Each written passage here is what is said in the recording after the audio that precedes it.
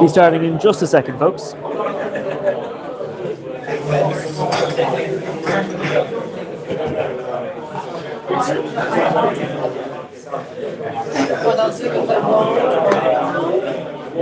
Yeah, just leave them there and I'll grab them. This will be your mic for when you do your part. So just okay, perfect. Thank you. Take it out. Yeah. You're sat here, yeah? Yeah. And I'll just turn the camera around to you when it's yours. So you don't have to. You want to come over here? Yeah. Okay, great. I prefer it. It kind of knows that. Yeah. I was just laughing. I was like, I want to hold makeup.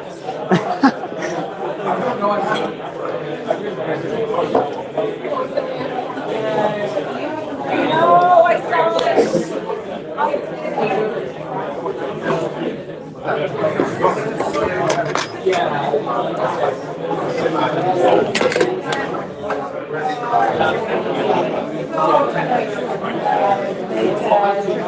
Okay. Where'd you get it?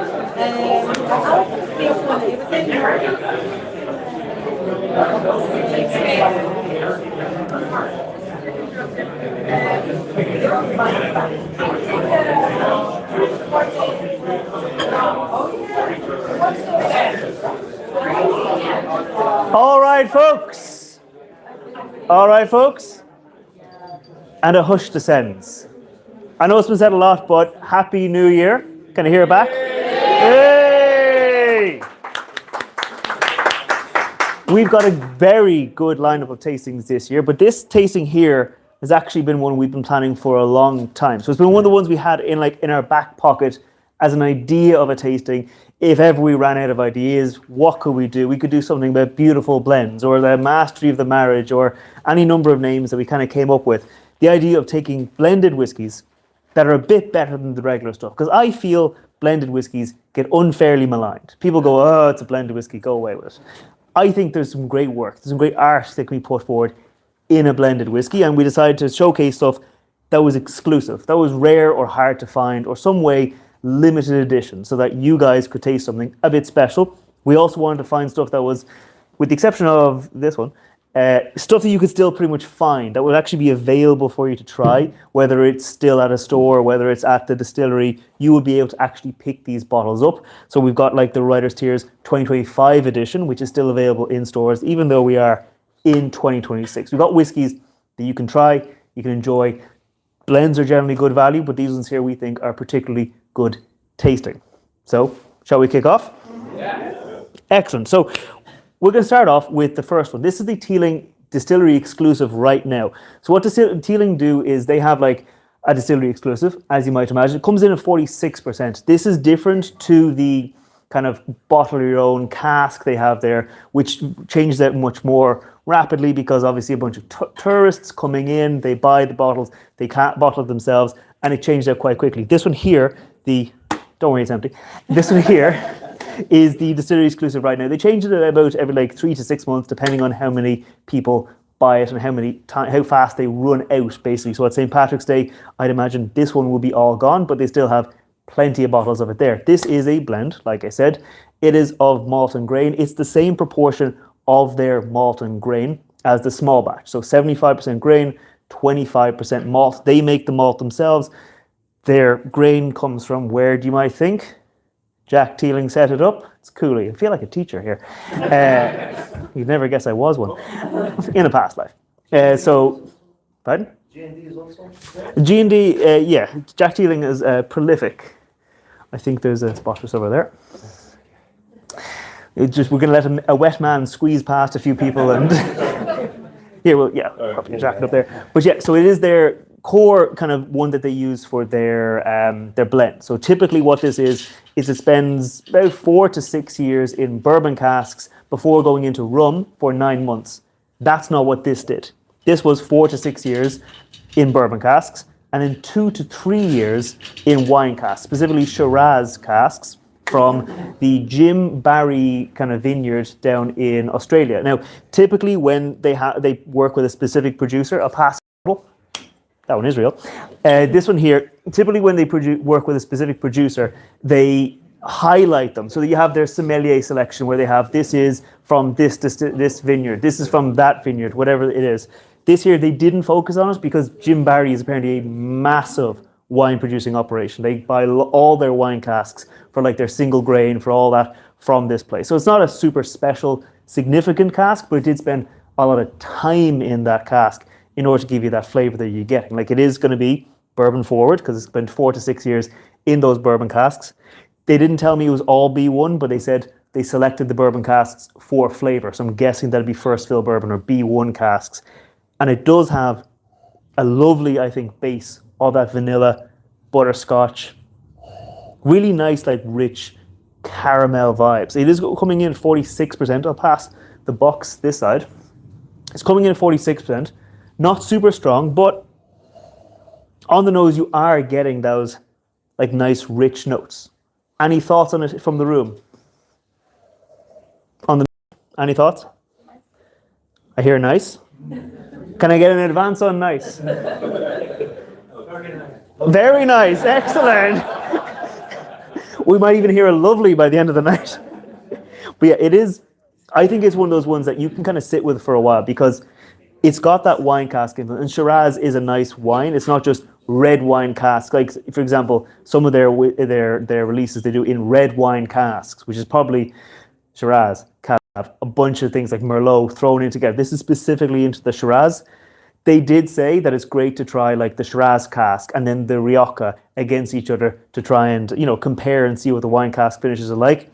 I didn't want to just have a whole rake of Teeling on the mat tonight, so we didn't do that, but it is nice to get the kind of specific focused, not like general red berries, but you are able to get kind of something a bit more specific, like almost like a sweet red cherry, not like a dark black cherry, but is like focused as opposed to red berries. It's more of a focused expression. Kind of sour, yeah, like that kind of like that fresh, not fully ripe red cherry. Yeah, Teeling's malt. It is obviously produced by themselves now. They have moved away from they're sourcing their malt, and I think their malt. It's nice. I think it's not like super distinctive like Dingle where it's got that funky note, but it's a nice biscuity caramelized malt note, and I think comes through really lovely here. So I'm going to stop talking. I'm just going to let you drink. Oh, very good. Sorry, yes, the price is about 60 quid. Yeah. Now they did give us a great discount on it, but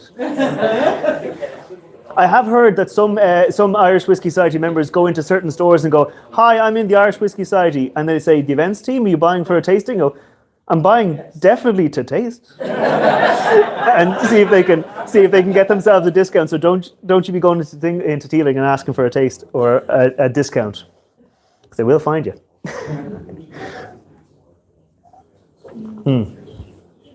Yeah, and I wanted to start with this one specifically, because we've got other kind of lower ABV on the mat, and we have kind of more we've got like less interesting casks down the line because we've got like entirely in bourbon. But I want to try this one because I got it over Christmas myself, and I was like, this is lovely. I wanted to try the new exclusive from this series. This is actually really nice.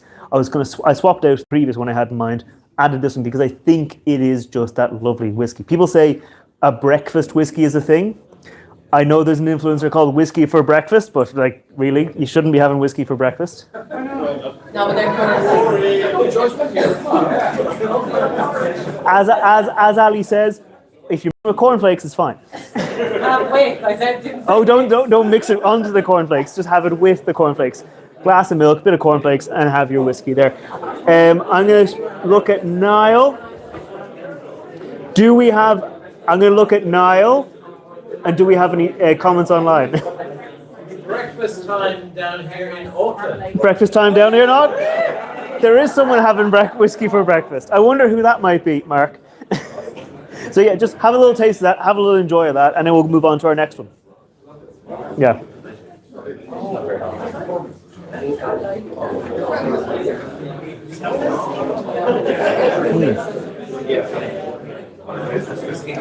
Yeah. It's just you and me, Mark. I can't see how many people are online right now, but how are you doing? Hope New Zealand is treating you very well. I know you got some good whiskies though, so you'll be fine.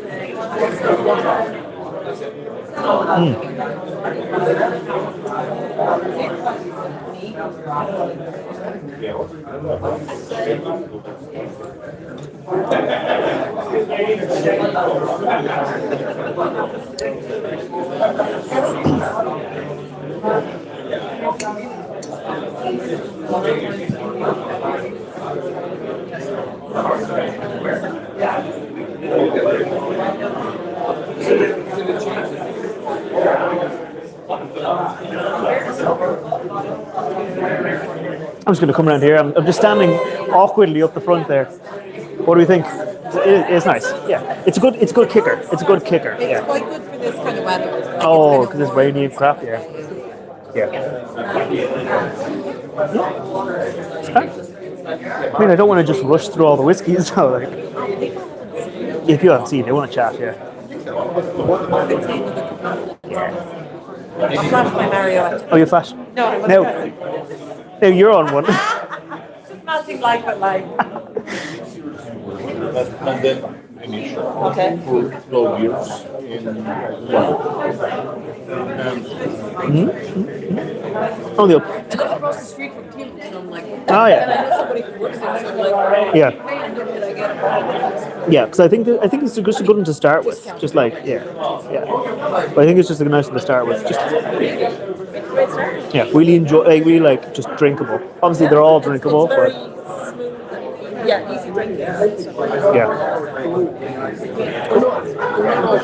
No, I'm sorry, this one's. Yeah, their distillery exclusives can vary because they'll throw in like vermouth casks and they'll throw in weird and random ones, especially at the distillery exclusive Pot Still, because that one is the single cask. Where if it's not great, it's gone soon anyway because all the tourists coming through. Whereas the one like this, where it's the 46 blend, that is like they do like 1,000 bottles of it. So it's pretty. Yeah. So is this their next? This is the current distillery exclusive. Which I think is going to Yeah, you might do. Yeah. because we were told it was going to be a new. These were distillery exclusive And then airport exclusive.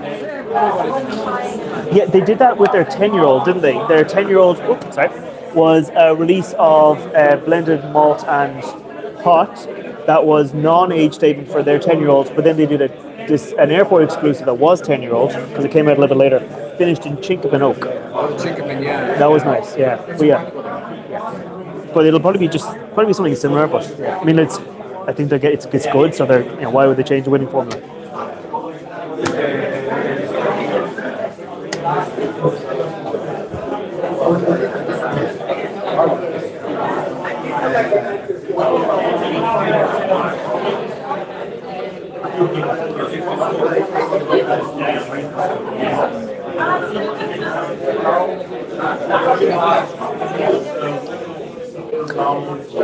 All right, folks.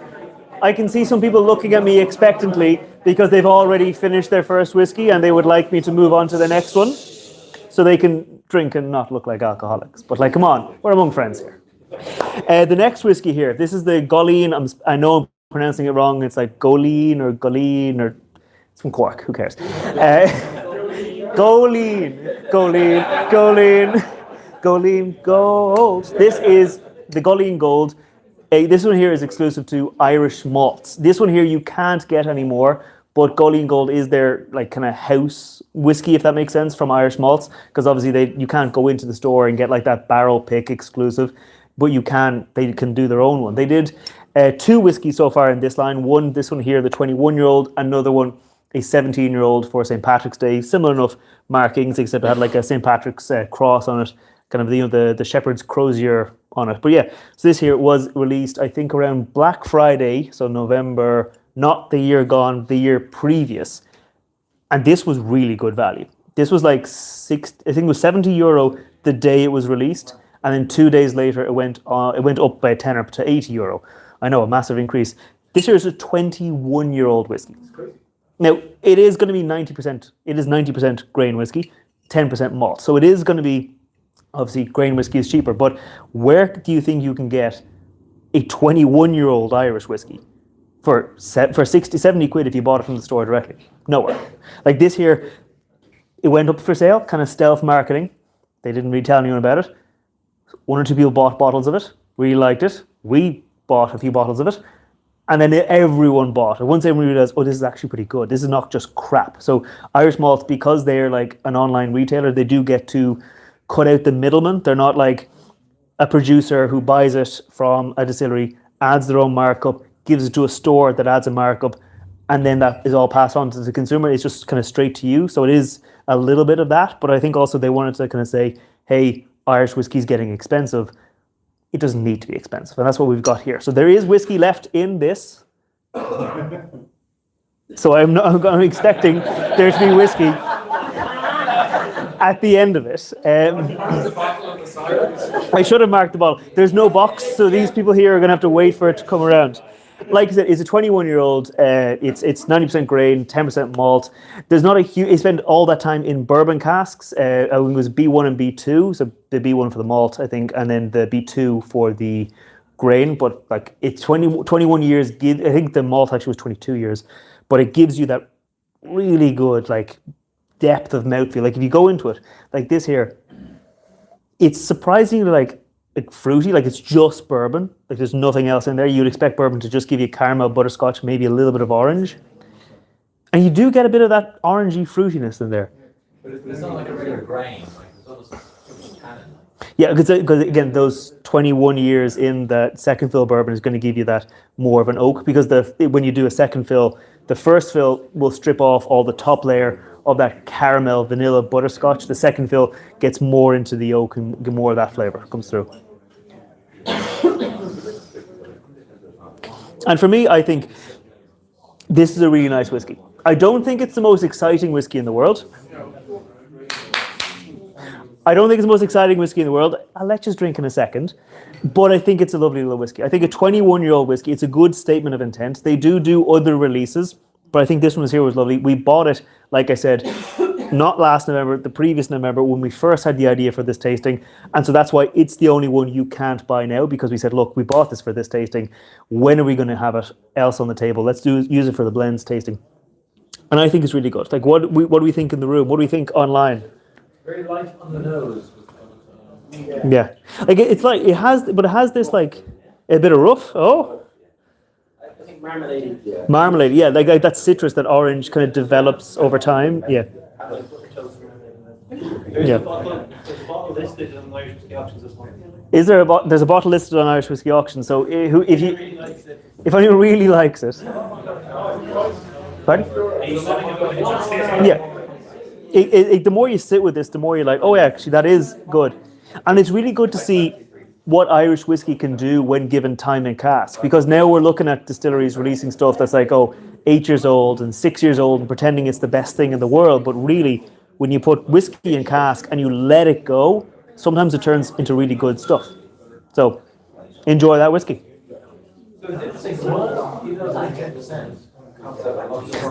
Yeah. Because again, so the comment in the room was that the malt at 10% is coming through stronger here than it did in the Teeling. But I think that comes down to like that wine cask influence, like getting that marrying of the red fruits coming together. Whereas here, like you're getting that kind of biscuity malt character coming through. Any thoughts from the back? Nothing. Well, enjoy. I'll come down to you. Because there's no brand ambassadors here tonight, it's just me, and I'm just Billy No-Mates up the top. So how are we doing?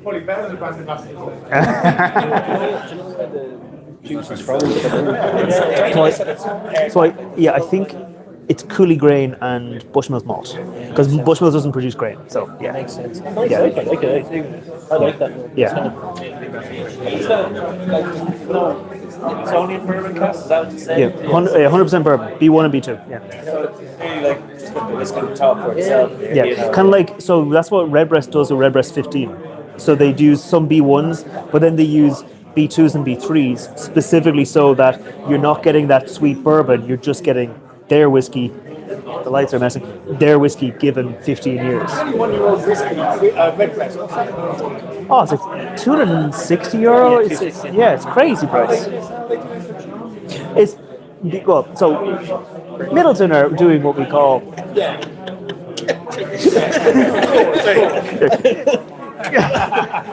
yes. So yeah, and that's why Irish malts, they were like, here, look, lads, it doesn't have to be expensive. Yeah. I know there's a premiumization. I know there's rare, Irish whiskey is quite rare, but lads, you can sell it at. It's weird actually the grain whiskey as well if it makes a large part of the whiskey, and I agree with you. You get really good whiskey that's a lot heavy on the grain element and single grains as well. You get some ridiculously good sweet grains. Because some distilleries will like make grain and they'll get like that 96% alcohol. Some distilleries will be like, we'll just take it at 60%, so you still get the grain, the biscuity flavour coming through. And I think grain can be a great base where you still get the biscuity, throw it in bourbon, you get sweetness, and then give it a wine cask or something else, and you get something really lovely. Scottish whiskey is so much cheaper, isn't it? Is that because it's not? Is that because it's not as rare? It's not as rare, exactly. We did a tasting. Oh God, it was a year and a half ago. We had 40-year-old Scottish grain. Now it was aged unlike the Hebrides, where 10 years is equal to one Irish year. Because it's like it's so cold, nothing's happening with the wood. It's like but we did. It was like a 40-year-old whiskey, and we were like and it was like €110. It's crazy. You can find grains, man. Yeah, 30-year-old port under single grain is going Yeah. for 100 quid. And how bad is life? And they're lovely. It's because it's not as rare. So it's rare, yeah. People see single malt, they see pot still, they like single. Like the German market. When I talk to the brand ambassadors, if they go to German whiskey, German Whiskey Live Berlin, and they go, oh, what do you have? They go, oh, we have a blend here. They just walk away. Because the Germans here, single malt, that's the best whiskey. Yeah. Now, not all Germans, obviously, but they say it's enough of a pattern that French, Italian, German, Spanish, they think whiskey, they think Scottish single malt. So they hear grain, they're like, oh, no, that's not real stuff. But,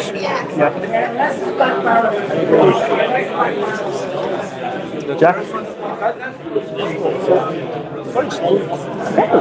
In 21 years, you get all that oxidation. You're going to get all the rough stuff. It was, I think, Cooley grain and Bushmills malt. Yeah.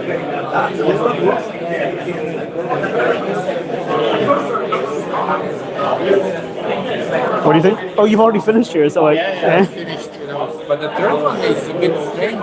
So this is the Mikkel. This is a 5-part blend.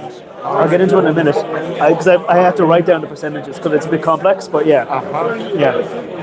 Do you have any idea what the original stock is? It's Cooley grain and Bushmills malt.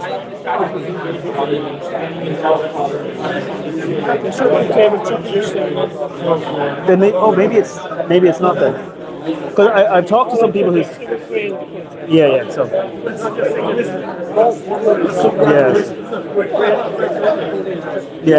okay. I'm guessing green is not from Bushmill. Oh, the grain is obviously not from Bushmills because they don't make it. Yeah.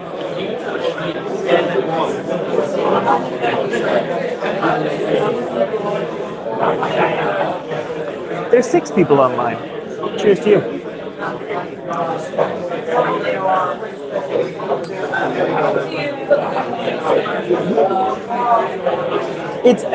I think someone said marmalade. I think there's a bit of a Marmite here because the first one was so fruity, and then to go back to just whiskey,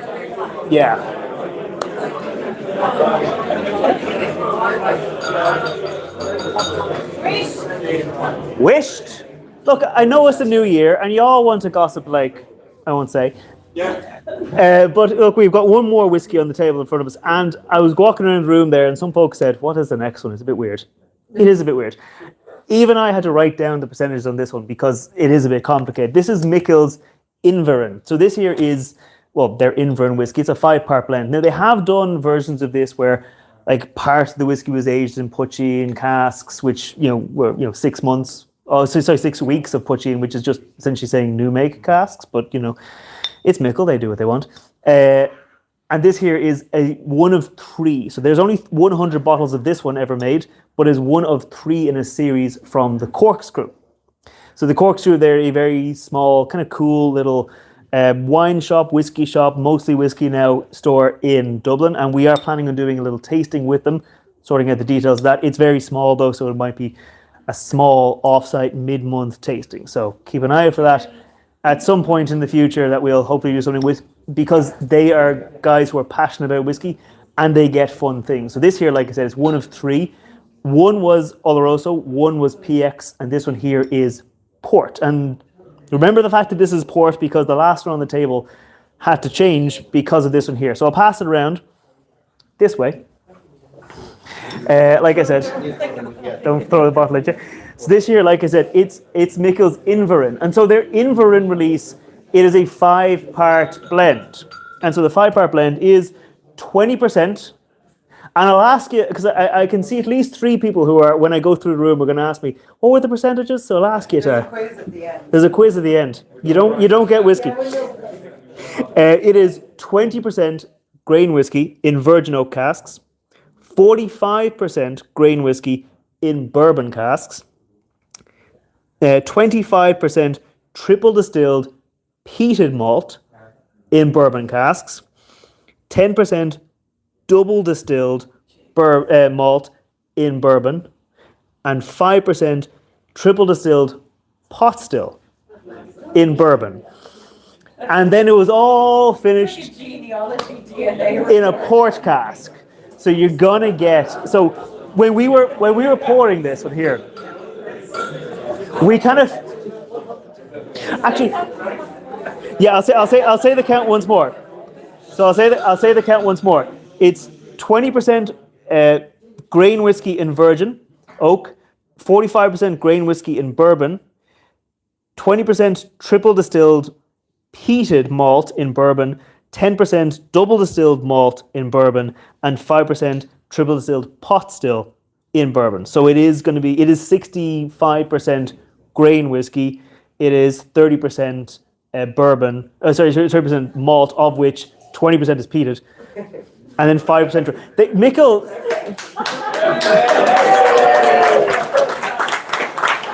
I will say, if they're watching here tonight, don't feel offended at this. Yous are hard to pin down. We have a tasting with Mikkel coming up very soon, and it'll be some of their rare exclusive. Again, it's very interesting stuff. Cian, who can't be here tonight, unfortunately, has been doing organisation for that, doing a lot of work, because Mikkel are hard to pin down. Because, I mean, I'd have a headache dealing with Matt like that. Never mind society's being like, could you give us something special? Oh, well, the 5 parts? They're 1, 2, 3, 4, 5. And we'll cut that out of the YouTube. Make things kids friendly. And when we were pouring this whiskey earlier on, I think everyone who smelled it went, that's a bit weird. But it smells a bit like my cat is the tasting note we're getting. But yeah, I think it's come together a little bit. So it'd be interesting for those who bought the online packs who maybe just poured it, a couple of seconds ago, if it still has that kind of rough smell. Because when we poured it, that peat was coming out. Here, it's softened a bit. Like, you're still getting the kind of peat, a little bit of almost medicinal note, but it is much softer. Yeah, it was like TCP. We opened the bottle, and that first pop of the bottle that came off, we're like, oh, that's a peated whiskey. It was root beer. It was rich. It was heavy, dense, smoky peat. And here it smelled a bit, and that port cask, which is going to give you that red berries, red fruits, sweet, caramelized fruits, it is coming through, I think, a bit more than it was when we first poured it. So it is kind of interesting that if you let the whiskey, kind of breathe a bit. They don't give, obviously, an age statement on this whiskey because you got 5 different parts and 5 different ages. Obviously, they blended them all together. It's the calculations would be insane. I think it's between 4 and 8 years old. So obviously there's no age statement on this because you'd have to put the youngest age on it. And so, yeah.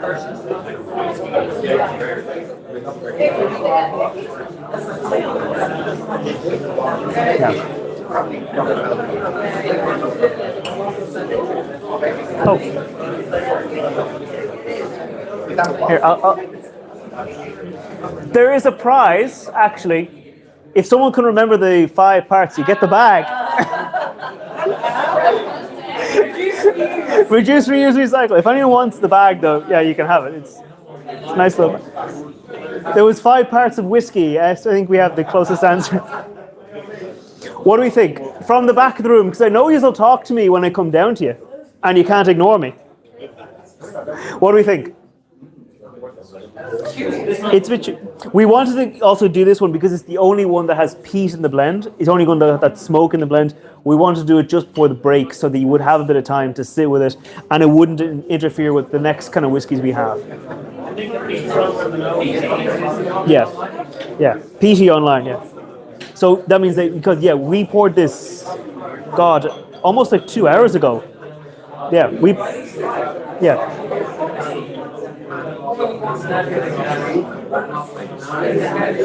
Piproquette kind of, yeah. Oh, this was, it was 100, oh, so also, sorry. I will say, if you want a deal, the Corkscrew are doing a deal where if you buy all three in the set, there's only 100 bottles of them, by the way. If you buy all three, it's cheaper. I think it was €100. I sent it to Ali. She has it in a text. I think she's checking. I think she was checking Instagram, but now she's checking. But it was. I think it was like $260 for the set. So yeah, but I think it's was it 110 a piece or 260 for the set. So you get, what's that? Do the math real quick. It's €70 off. Alex is a much better co-pilot. Yes, he just googled it there. Yeah, so it is. So it means if you buy all three at 260, then this would be €86, 86.66. Yeah, which isn't crazy bad. I mean, it's not. Yeah. You do have to like peat, though. Yeah.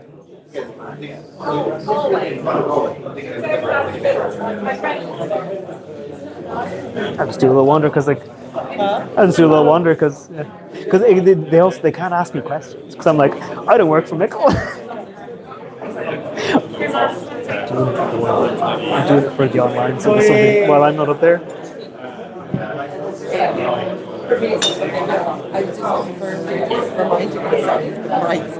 Ah, yes.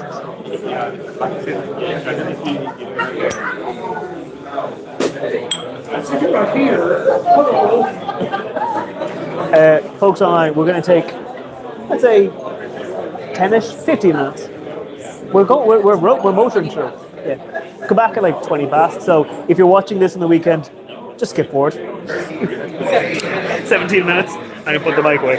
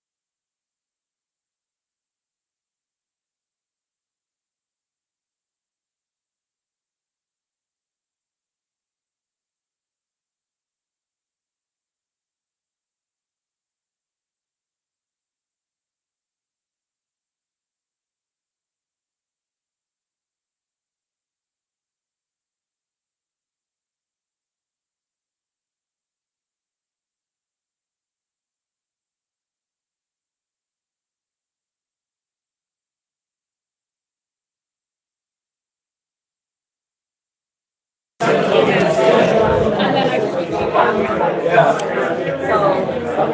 right, folks. Woo! I don't demand a round of applause, but a bit of quiet, I think, for our president, because unfortunately I have to do without the dulcet tones of this idiot right here for a few minutes because... You get the gravelly voice of me.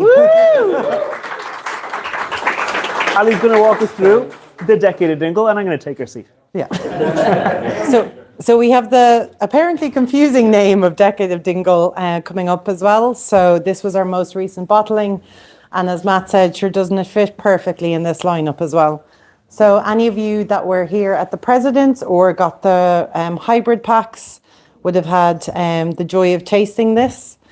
So in this we have the 10-year-old blend of grain and malt. And then this was, trying to work this out, was not quite as much as the Mickle, but there was a bit of a Venn diagram going on, mapping from one to the other. So we have it is 5 years ex-bourbon, and it was 4 years, so there was 2 casks. We'll start with the story. There was 2 casks, and it was basically a love child of Dingle. And Peter White and Dick Mack put it together, and they took some casks, and they put Dick Mack's Honey and Hemp IPA in it. So the birth of this would have been 5 years ex-bourbon, and then there would have been 2 casks filled with the honey and hemp. The first cask was disgorged and became the first 1808 for Ecklandville, and then the second cask was refilled into the first cask, and that is what you're drinking now. Sorry, I'm like, whew, Grant. I know that's Grant. Yeah. No, I think that's it after. So we got really, really technical on the label as well for the bottling as well, just for people who like the details, right? So if we're in it, there's a lot of kind of notes from the honey and hemp, which is kind of the hemp itself, which is quite dominant. So if we have a little bit on the nose, I always think it's quite fresh, almost quite spring. I don't know what anyone else is getting on the nose as well. And feel free to repeat what you said at the President's as well. I don't mind copy and paste. There's a beery. There really is, isn't there? Yeah. Kind of like an almost kind of fresh yeasty hops as well, yeah. Still very fragrant. It is, yeah. I get a lot of kind of, and I know our cast committee were really forthcoming with the notes on this as well. So kind of eucalyptus, kind of fresh spring. Yeah. Cheerios. Cheerios. Oh, the good amount. Yeah. That's like green thing. Yeah, definitely. If it was a color, it would be green or kind of chartreuse if we want to get dramatic, right? It's like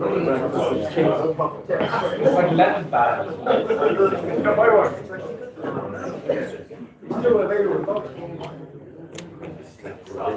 So actually, I hear someone chatting about whether it's available to buy. So we're now, the last round is currently open, and we did leave it open for this.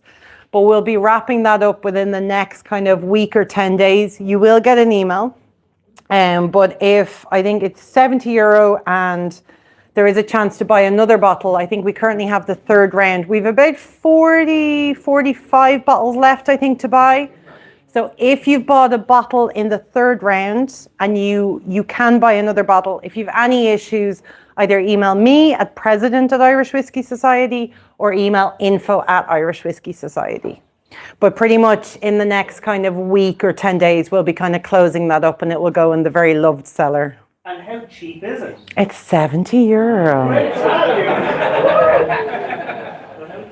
And is there cash or discounts for people who send the bottles back?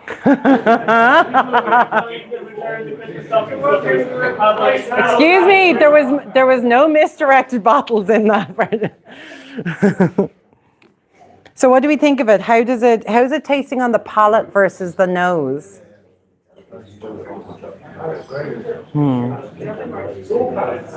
The palate is much more honey beer. Yeah. Yeah, I definitely think the nose is really kind of almost fresh and kind of really zingy, whereas like the palate is actually quite sweet and quite soft. And it's funny, I get the hemp on the nose and the honey on the palate as well. So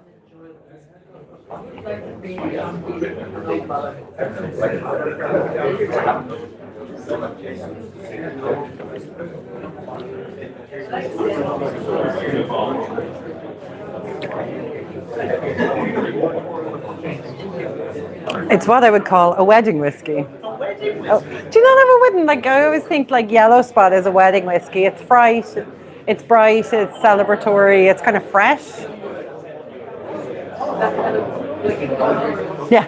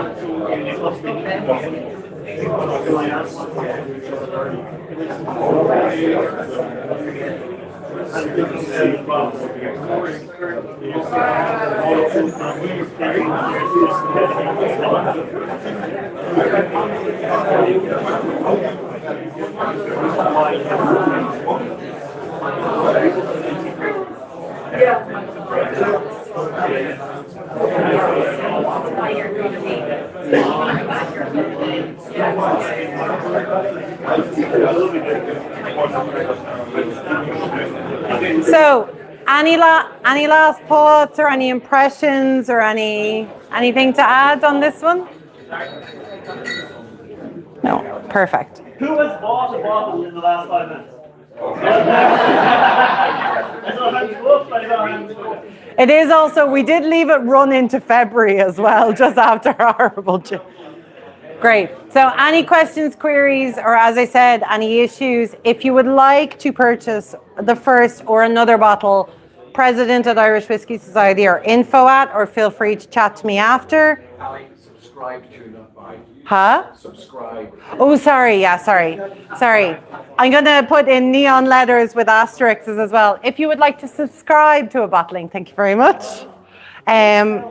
Brilliant. Thank you so much. And without further ado, I'm going to...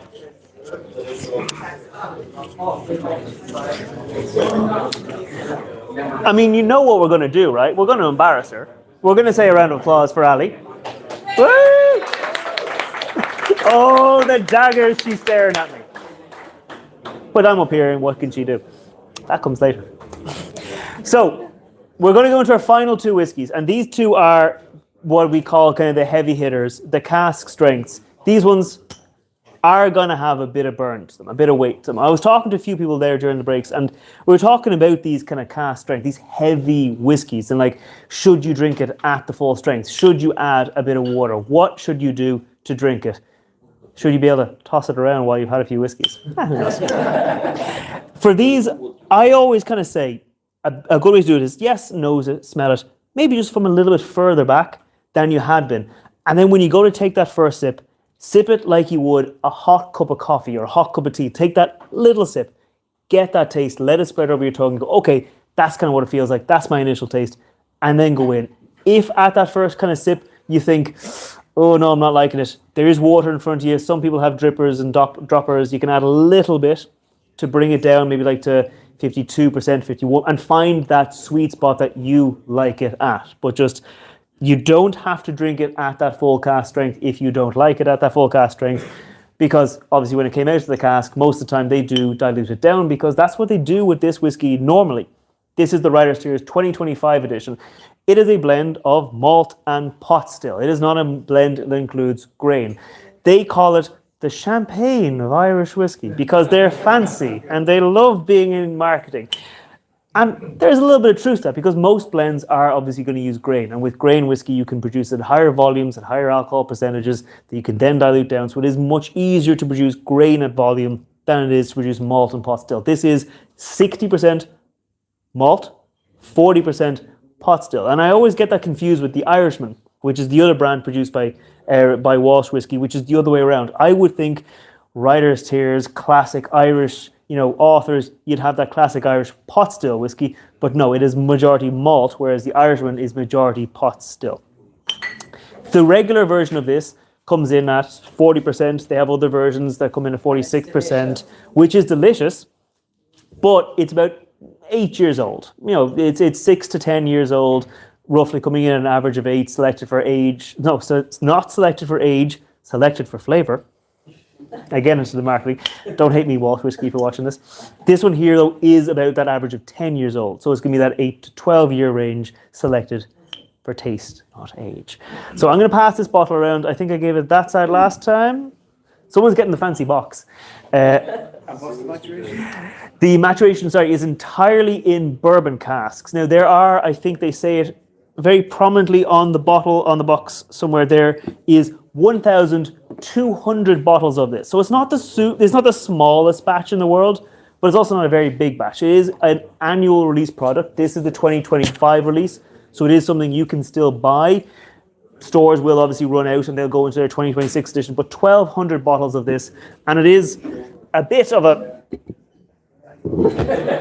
menace to open. So if you do like drinking whiskey, you might just leave it out of the box. It's like one of those things, it's a dry January, hard to drink your whiskey. But I'm going to put it back together and I'm going to pass this box around.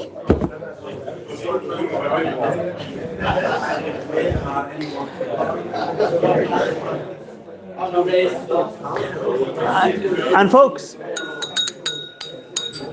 for this one here, so oftentimes people say when you put a good pot still in bourbon cask, leave a bit, you get green apple. And it's hard not to argue with that. Like, there is a bit of an appley, fresh orchard fruits, maybe not fully Granny Smith, more into that like orchard fruitsy kind of red apple pear note. Like, it's into that orchard fruits note. Obviously, it's a batch product. Every year will be slightly different. I don't have a box in front of me. What's the ABV? It's in front of me, sorry. 54.9. It's 54.9% alcohol by volume. Every batch does vary. It is going to be a different alcohol by volume. It's going to be a different kind of length of time. But it is, I think, nice, sweet, fruity, orchard fruits. Like, it does have a nice kind of like sweetness on the nose, backed up by like caramel. Not a huge amount of like pepper spice. Yeah, it's like that kind of like, imagine like a toffee apple or a caramel apple where you've taken an orchard fruit, you've dipped it in that caramel. We've got apple fruit. Ali is loving this because she just keep yelling out tasting it. But yeah, apple strudel, that kind of stewed, cooked apples, caramelized sugars. Yeah, just really nice. This is one that I like sitting with. Like, this is one we poured it and I was like, I'm just gonna nose this one for a bit because it's just enjoyable. There's not a million notes going on, right? There's not 100,000 notes going on, but what is there is really nice. No, the age time it's about 10 years. It's a batch between 8 and 12 years old. Yeah.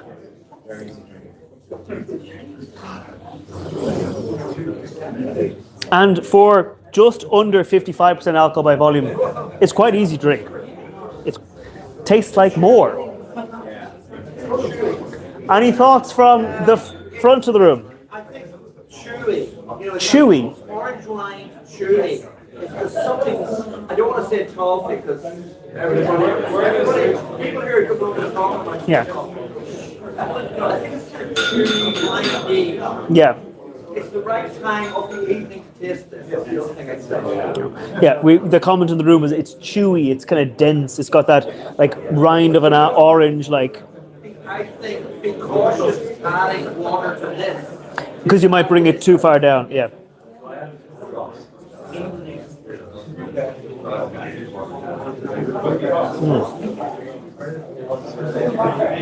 Niall, any comments online? No? You've left me alone. Oh, it's expensive, sorry. What's the price on it? So the price on this as well, for you people who don't get the discounts, it's €155. Now it is It's limited. It's limited edition. Yes. It's a nice blend. Yes. There's 1,200 bottles. Yes. It's cask strength. Yes. But €70, half the price. Proper age statement. Pardon? How much is the box? I think that box is going to find its way onto the Abbey Theatre's stage. Brian, was it? As a yes, it's going to be used as a prop in a coming to a theatre near you is the box. Don't worry, I can give you this lovely cardboard box. Reduce, reuse, recycle.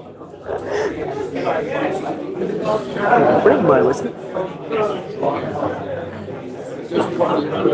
Thoughts? Yeah. I wanted to make sure we had the right tiers on the. And had this like famous Yes. say the apples for this is like the apples instead of dessert. Yes, so that's I sometimes will have whiskey instead of a dessert, and this is one of those ones that you would do that because and that's why I could have bought the 2024 edition, right, to have something rarer. But I was like, well, you can still buy this. So if you like, as in that idea of like I wanted to get stuff that people could, and it is just like this one I could just be like sit with it. You don't necessarily have to drink it. It's like, oh, this is just, I like smelling this. Like it's. There's the Celtic whiskey shop we're doing anything in the Museum of Modern Art. I went to the one in December, and I was like, will I go again? I might go again. I haven't decided yet. We're going, and my sister and her husband are coming up from Cork to go to it as well. I might go. He's really into his whiskey. Yeah. As a very recent comment. And like his Christmas present was the 2025 Middleton special Very rare, edition. Because my sister was like wanting to get him something special. But that's the kind of thing he's really into. Yeah. But I don't know if he actually has the knowledge to really understand stuff. So it's like, this is where it's like, this €155 might go as far. As the, because again, the Middleton Very Rare is also 46%, I think. Oh no, it's actually 40. I think it's 40%. So this is like 1.5 bottles almost. Yeah, and it's just like I think he'd hero worship you. He's well, then I'm definitely going. He's adorable. But he's like, if he actually saw it, like, he thinks me and Trish were everything, to be honest, he don't. But it's like somebody who actually does know, he'd be like so in awe of you. So if you're going, we're at the earlier session. So okay. By the way, how is Rose? Oh, she's lovely. The internet people can know she broke her foot over Christmas. Well, she broke her toe. So she's in a boot for it. She just got out of it. So we're going to go to it's like a Leitrim next week. We're going to go on a little bit of a hiking trip because she has not been able to walk for like 8 weeks. So we're bringing the dog. We're going to go like along the Carcon Shannon, go along the Shannon, go to Ben Bulb and do a bit of hiking. Yeah.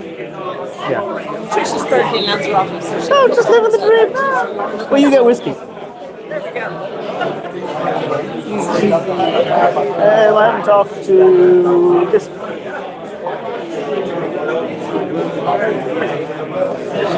Huh? Yeah. That's the main note.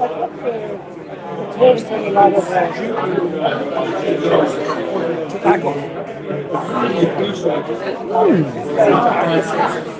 That's like the leather, it's a bit, like actually on the back end it's a bit of After you drunk it, there's a lovely sweet flavor. Like I was talking to Ruth up there, and she was saying this is something you'd sit with for a while. You take a sip and let it just go through all the phases, all the different flavors. It's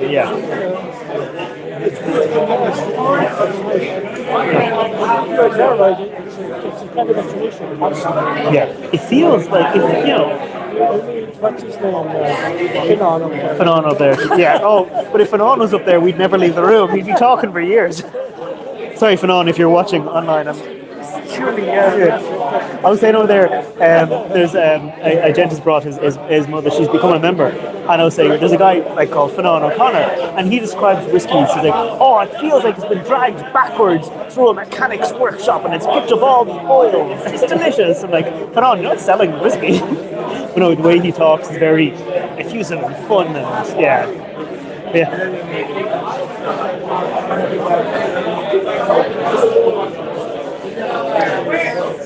All right.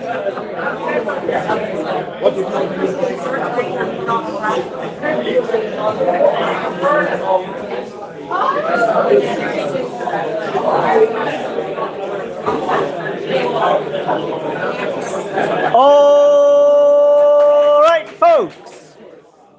Just one more whiskey. Just one more whiskey, I promise. I know our time here is coming to an end. Now, I've got good news and I've got bad news for you about this next whiskey. I'll start with the bad news first. The bad news is I reached out to Clonakilty about this bottle, asked them a bunch of questions to get a bunch of information, and they didn't respond to me, so I don't have a huge amount to say to you. Where are the statistics? The good news is that I don't have a lot to say to you, so you can get down to drinking a bit faster. Now, we originally had on the mat for you planned the Clonakilty blend in finished in port casks, but because we were able to get that Mickle finished in port cask from the corkscrew, we swapped it out to this single cask from Clonakilty that was finished in muscatel. So that's why, like, they're not ignoring me. We asked the question a bit late to get all the information. I'll be there tomorrow when they ask me. You'll be there. Someone will be there tomorrow. It might be a bit late though to get the Clonakilty information. Myself and Jack, our lovely Jack O'Shea, our wonderful Jack O'Shea, had a bit of a conversation about this whiskey earlier because there's pretty scant information about it online. They say it's the first single cask they've released that features their own single pot still whiskey. So it doesn't have, it's not entirely single pot still, it's in the mix. So it's part of the blend. We don't know exactly how much is in the blend.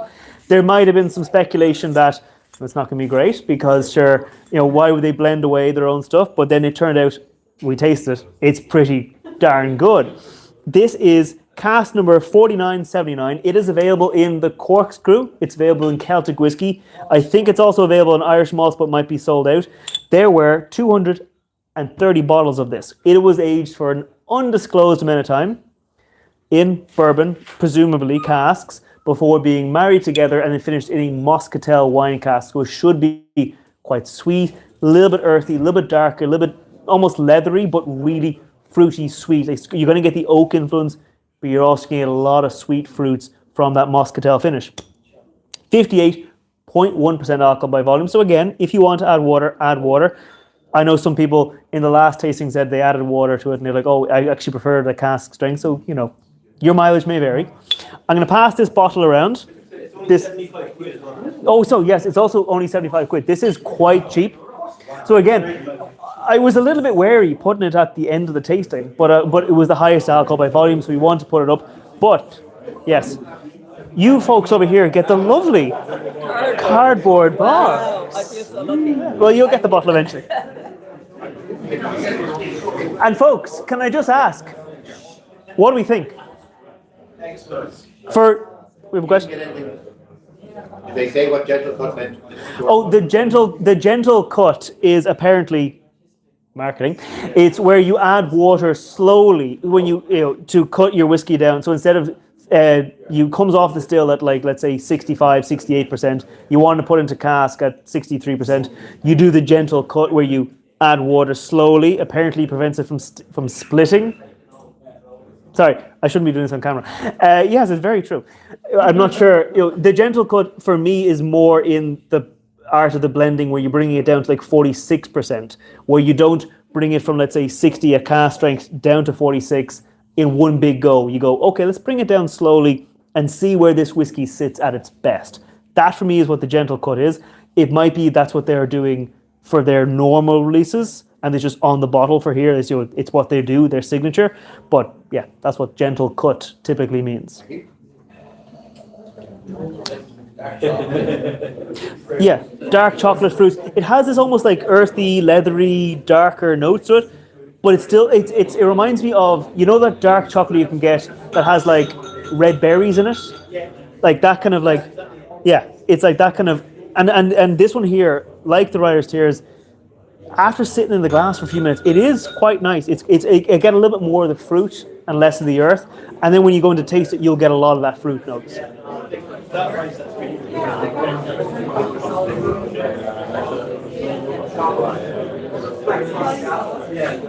Black Forest Gatto, yeah. Yeah. About €75. Oh, 75. It's on. It's also on sale. It is normally €75. One person has found it on sale for €69. Nice. That's the third one. What do you think? Nice. Initially, I got kind of influence and like kind of like, and now I'm just like it's a lot deeper now. It's like Yeah. Myself and Jackie, we were having a chat about it because I was like, I know nothing. I wanted to get some tasting notes, and it was just like, yeah, it kind of goes a bit. I think it's still relatively young. I'd say maybe 6-ish.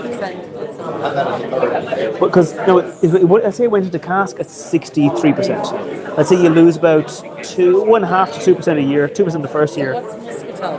What does that give? Well, that'll be sweet. Yeah. Your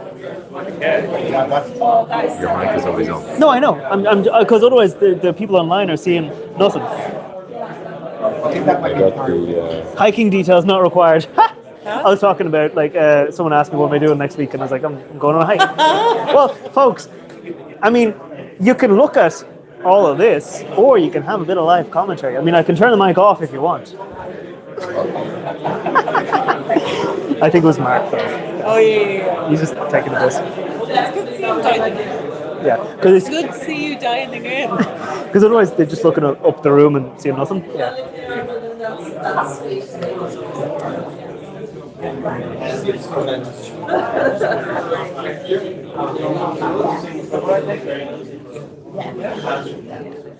Good. No, where are we leaving? Up or down? Yeah. Newbie, let the newbie talk.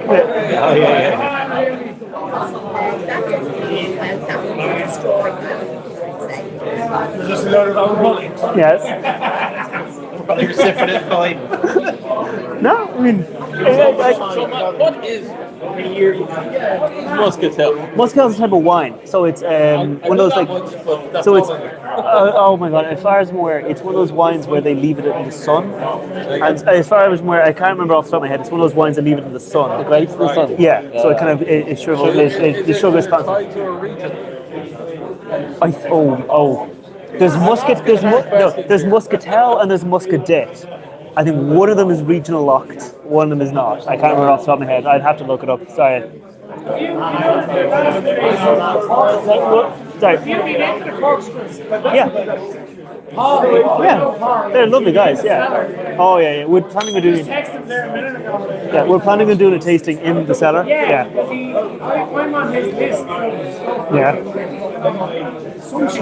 Yes, it is a great shot, and the guys are really like chatty. They're really like. Where is Cork Street? Yeah, Cork is just off Grafton Street. Oh no! Yeah. So it's like there's a hotel there as well. It's kind of you wouldn't expect it to be there almost. You mean with the Western Hotel? Yeah. Oh, okay. I never go down there. So Yeah. But it's nice, and the guys are really, really cool. And you go in, you go, "What's this like?" And we go, "Here, this is what it tastes like." We've already, they know. It's kind of like I don't want to say a mini Celtic whiskey, like, but like there's knowledgeable as the Celtic, and it might just be a little smaller, but like it's yeah. No, that's what I'm saying. Yeah. What was actually the most fancy word for muscatel, yeah.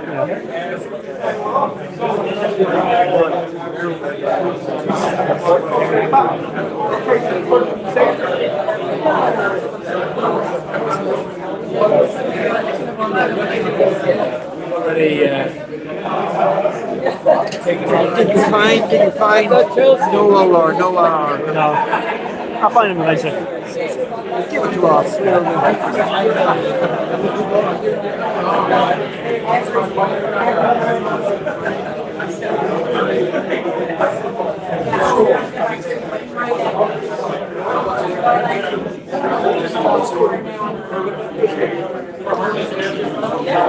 All right, folks. I'm going to wrap up shortly, and you can get back to your conversation. Can I get we're going to do the classic hands up, show of hands, what your favorite was. I'm not going to keep track. You can vote multiple times, but roughly, we rely on the honor system. How many parts in the... How many parts? Can I ask, whose favorite of the night was that Teeling Distillery Exclusive 46% in the Shiraz Cask? We got 1, 2, 3, 4. 4 hands that went down to 3 hands, back up to 4. 4 hands. Can I ask, what was the favorite of the Goleen Gold? Anyone really love the Goleen Gold? It was good, but not worth the vote. We have 1 hand. Half a hand. And we have okay. Now, I'm getting a sneaking suspicion, because we're all a bunch of enthusiasts here, that the last two might be where our votes are going. But sure, we'll go through it anyway.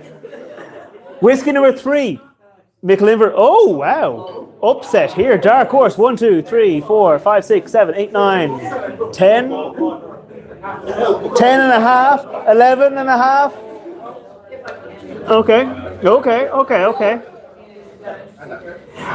Obviously, the Irish Whiskey Society's own bottling, the Decade of Dingle, gets... Yay! Yay! It gets a cheer in the room.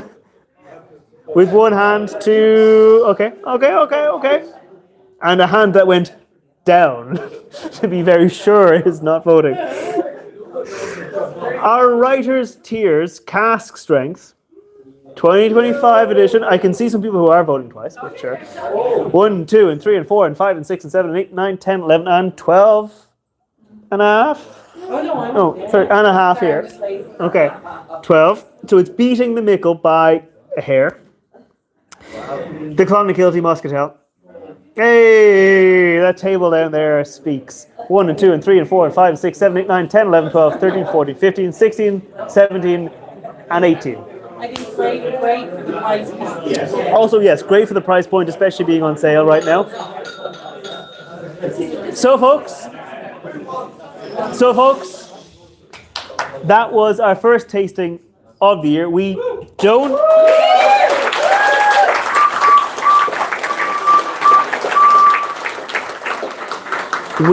don't have it on the mat, but we will have it at the next one, and we'll probably send around an email. There is a WhatsApp group we have that you can join if you want to know about, like, people aren't selling crap there. It's about like, hey, here's a good deal. Oh, the Irish Whiskey Society's next tasting is here. If you missed the email, it's a good way to keep in touch with fellow members.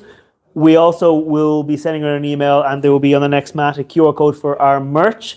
No, you can't buy this shirt. It's special. But we have got some lovely t-shirts. We have got some lovely hoodies. We've got tote bags. You will. I was promised the top of it. Yeah. And there will be, you can choose different colors. I think it's grey, black, navy, and white. Yeah, there's lots of colours. There's lots of colors, yeah. So we'll have all those you can get with the lovely Irish Whiskey Society logo on it, but not a official polo shirt. But yeah, so some people were asking about that. There's hours of stress in getting these polos. So that's it, our tasting. Our next tasting will be going on sale. It will only be in person because it will be, I'm going to tell it now, it's a tasting from Mickle. It'll have some cask samples that they won't be able to pull in time to get them shipped. So that's why it's a non-online tasting. So it'll only be in person. It'll be 80 people though, so there should be room for everyone if you want a tasting. There'll be... we're going to give them the offer, so they might, yeah. They haven't said if they will or not sell stuff at the tasting, but we give brands the offer if they want to bring a point of sale machine. Some don't want to feel like they're pushing whiskey down you, so they would just like to tell you a story, and you can go online. Sometimes they give codes. Sometimes they bring it to sell on the night, like we did with Hinch, where they brought the warehouse exclusives you can only buy at the distillery. So we make the offer. If they don't want to take it up, they don't want to feel like they're pushing you on it. So that's why they don't do that. We have got a full set of tastings for the first 6 months, including trips abroad, trips away. Actually, technically,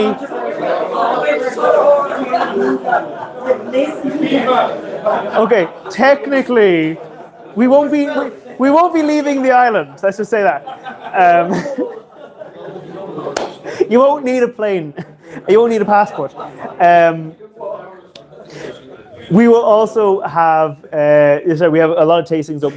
We're also trying to bring these off-site more. We've got tastings planned with like different venues where like it's special, it's unique to a brand. I mentioned the Cork earlier. There's a couple of others in the mix where we might taste, like if there's a place that's, let's say, calls itself the Temple to Pucci, and we might try and get out to there and have a bit of a tasting at there. So there's a lot, we're trying to bring in more of those tastings. If you want to help out, the events team is always willing to take on more help, even if it's just pouring in the room or if it's helping out to actually help plan events and communicate with the brands, get some samples for yourself. We have got 2 members who, well, we won official member, we won demi-official member. I'm pointing at Živko. Did you? He came. He helped set up. Actually, very appreciative that you helped set up. He hasn't said he joined the official events team WhatsApp yet, though. We're trying to woo him a bit. We'll bring him some whiskey. But we have got Andrea, who's a new member. Woo! We won't make you give a speech, but very welcome to the society. Very welcome to the events team. Absolutely happy to have people on board. You too can get a shout out. Just join the team. This is very simple. I'm on it. If you will have me, I'm on it. I'm happy to do this. Happy to have you. But yeah, that's it. We'll cut the stream now and you can all chat. And there will be less talk about hiking because some people were giving out about my live commentary. Slán.